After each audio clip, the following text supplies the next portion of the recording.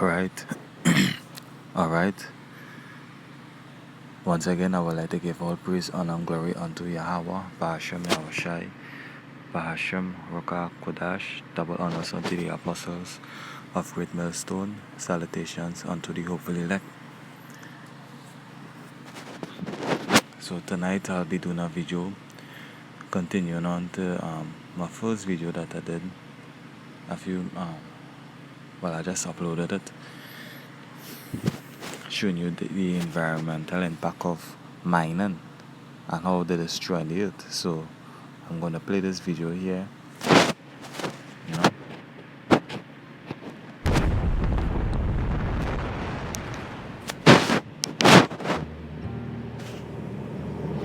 To me, as somebody who had grown up in the mountains and loved the mountains, the idea that a coal company had the right to blow up an entire mountain and wipe it off the map forever was just unconscionable.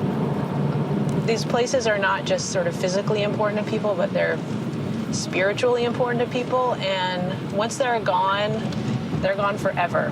You can't put a mountain back together, and I just deeply feel that no company has the right to take away something that ultimately belongs and matters to so many people.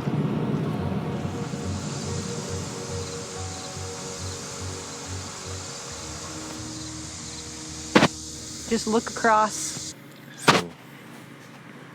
So you can see the environmental impact of the mining process. Alright, continuing on. The valley next door, that's what it used to be like, you know, one of the most diverse forests on the planet, and now it's a wasteland. Over there used to be a valley and a stream that's now covered up with thousands of feet of boulders. That's never going to be the same again, and it's over 2,000 miles of streams have been buried in Appalachia, some of the most diverse streams on the planet, some of the cleanest water on the planet, and that is huge loss to this part of the world. When that rock material is pushed over the edge of the now flattened mountain, it ends up dissolving a lot of minerals into the water, things like iron, magnesium, calcium, and organisms can't tolerate that. So it kills organisms in the stream. And so that material, that water that is now heavily polluted, runs out of the base of the valley fill into streams and eventually into rivers below. They also store the mining waste in these huge earthen dams, and they're holding back billions of gallons of toxic sludge that's leaking into the drinking water. Everybody's wells pretty much is contaminated in one form or another. So I don't use the water to cook. I use it to do the dishes, but that's about it because you can wipe the water off. There's a guy that we tend to help out every now and again. He is blind from the water. He could take his water, turn his water on, put it in a clear water bottle, put his hand over it, sit it for a few seconds, even put a cap on it, take the cap off, and take a lighter and light it, and water will burn. So, yeah, water around here is pretty bad.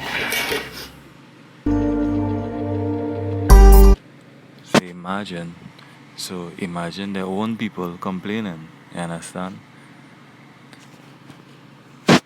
The mining these coals and certain minerals, and they're polluting the world. The environment has been destroyed. This is why this man needs to go. Yahweh, Bahashem Yahushai, is going to take Esau out of his rulership and set up a righteous ruler, which is Yahushai and the elect. So them just destroying the world. Alright? You know?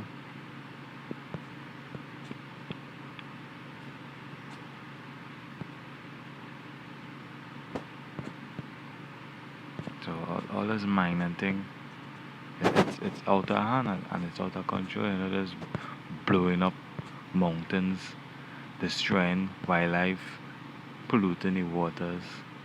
This man got to go. Yahweh Bahashem Yahushai is going to take the so-called white man, as I said just now, he's going to take him out of his rulership. Alright.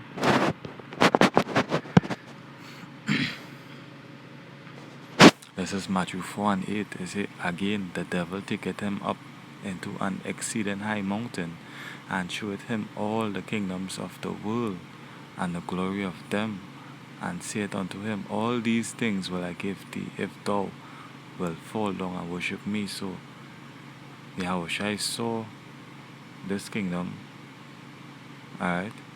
He saw all the kingdom of the world, even this kingdom that we're in. And guess who's in control of it? Satan. Alright, the devil. And how would you receive this kingdom? If you bow down and worship Satan. And that is how basically the rulers of the world, have all the power structure them based upon Satan. The Satan is the God. So everything is being done on the left hand side. But the Abashim Yahushai, as I said, he has something planned for this world.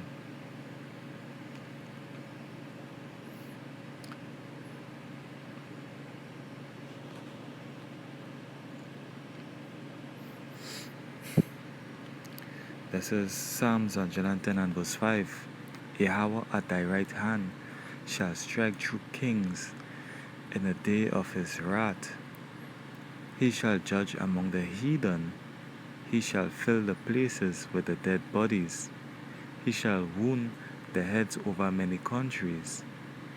He shall drink of the brook in the way. Therefore shall he lift up the head.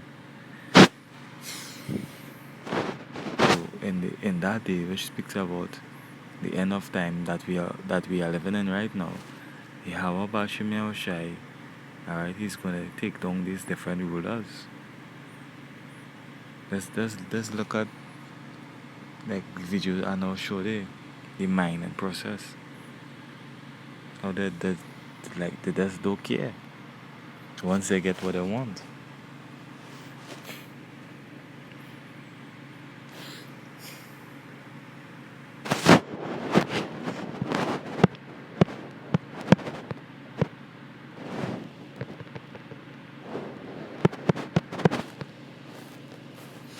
My precept only get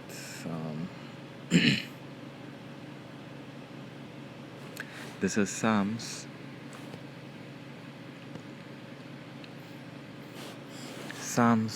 109 and verse 6.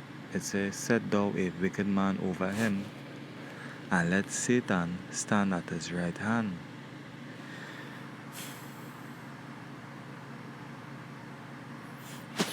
Alright.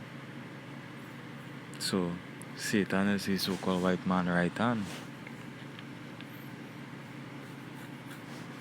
That is what the elites and them. That is what the elites and them that's pray to. That is their God.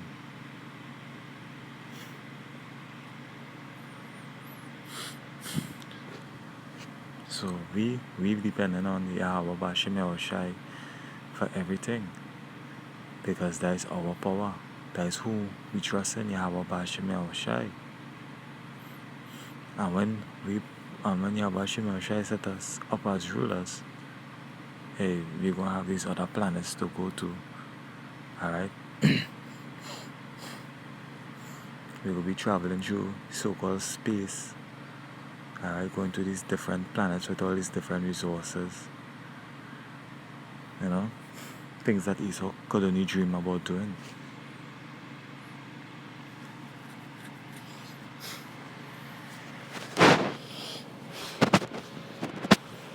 And then we will be traveling in the UFOs.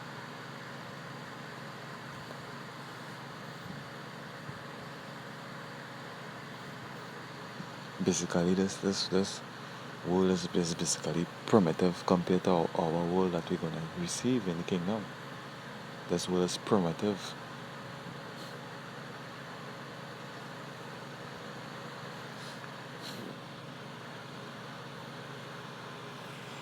Nothing in this world could compare,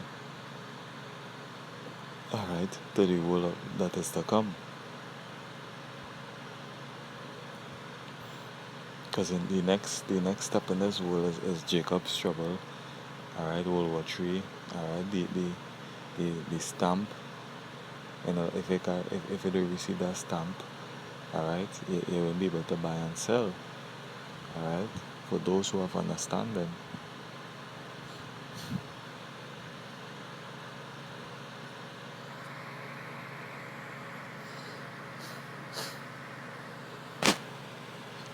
So I hope that my short little video was edifying, giving all praise, honor, and glory unto Yahweh, Bashem Yahushai, Bashem Akakodash.